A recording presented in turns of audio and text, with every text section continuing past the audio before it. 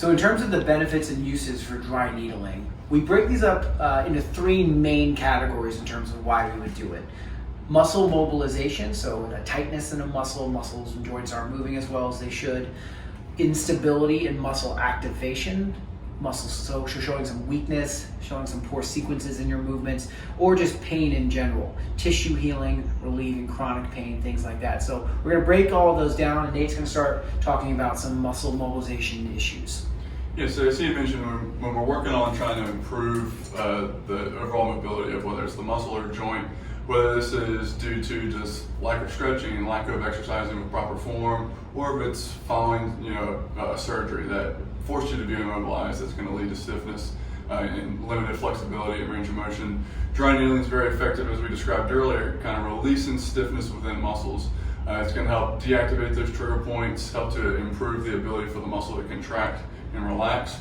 And really more importantly, the exercises that we're going to follow up with some of these when we're working for mobilizations are going to be focused primarily on stretching or mobilizing the joint, because we're really just trying to change the environment of the muscle that's going to allow for us to move a little bit better for that time period. So it's really those exercises following that are really going to be what gives us the bang for the buck, but the needling really helps us to get the muscle to allow us to get a little bit more motion that we maybe were going to get prior to. And that's the thing I think we really stress here with all of our techniques, whether it's dry needling or some type of myofascial release or joint manipulation. That all feels great, helps when you do it, but what you do afterwards, as Nate was really driving home there, that's the ticket right there. And I think that we put such a huge stress on that, and that's where we get the most bang for our buck. Next thing we're going to be talking about with the benefits and uses of dry needling is going to be that pain relief that we get from it. And this comes from a lot of different things. Chronic pain, this comes from, just myofascial pain from the muscle itself. So with that, what we're talking about, as Nate kind of touched on describing trigger points, is that in a trigger point, the muscle is contracted and so tight that it doesn't let blood flow get in or out of the muscle. So the waste chemicals that blood flow brings out of the muscle are stuck there. The healthy nutrients that blood flow brings in can't get in. So that just kind of provides a very painful stimulus that can be tender to the touch, or just kind of have chronic aching pains that you can try to stretch out, you can try to exercise out, but they won't go away. So dry needling is really, really beneficial use for that. Something we see a lot in clinic, again, with our more chronic pain patients, pain that can't be explained otherwise. Usually have some pretty good results with that.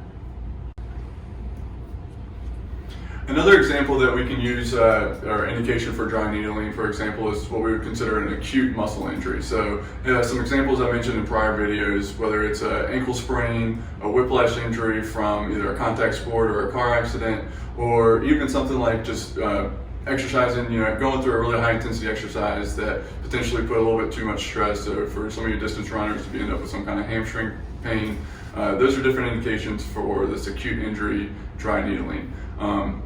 So the main intent here is certainly because there's some stiffness in the muscle from the injury. For the whiplash example, if you get hit by a car, or you hit a car and you get that whiplash mechanism, that mechanism puts a really quick, violent, high-speed stretch on the muscles that stimulates the stretch reflex. So basically these receptors in your cells that are called muscle spindles try to prevent you from going too far into those motions to try to prevent injury. But because they fire so strong, sometimes that leads to these trigger points and they have trouble letting go.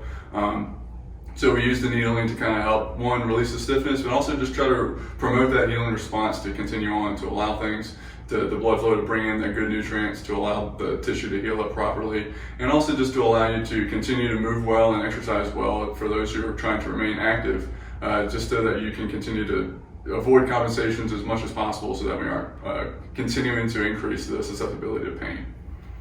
One of the more unique things we can also do with dry needling isn't necessarily related to trigger points, but in terms of some chronic pains from like a tendinopathy, so an Achilles tendinopathy, patella tendonitis or tendinopathy, we can reinvigorate and re-kickstart that inflammatory process that when you have that chronic tendinopathy that won't go away, you can kind of restart that process over again and get your tissue healing. So with that, we don't necessarily go in and look for active trigger points or even latent trigger points. We can do some light microneedling into the tendon itself, just kind of restarting the blood flow, hoping to realign those tissue fibers to get them healing again. Something that we've had a lot of success with that I don't think enough people know about.